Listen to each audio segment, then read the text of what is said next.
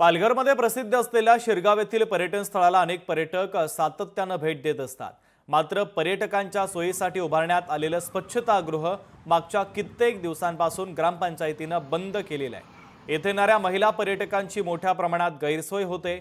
ग्रामपंचायतीने लाखो रुपये खर्च करून स्वच्छतागृह उभारलं, मात्र त्याला टाळं लावण्यात आलं।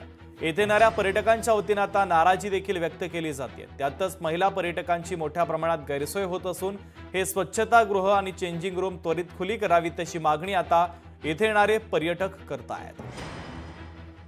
मी माझ्या फॅमिली सोबत इथं फिरायला आले की आम्ही गुगलवर सर्च केलं, त्यात एक नावाजलेलं म्हणून पहिले शिरगाव चौपाटी एक नाव दिसलं आम्हाला।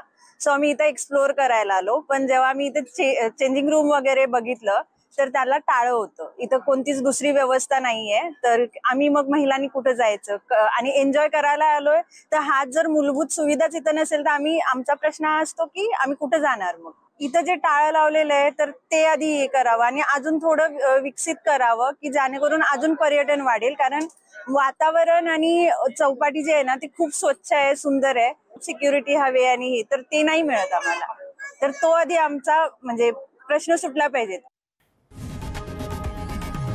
लोकशाही मराठी ऐका, पहा, जागरूक रहा।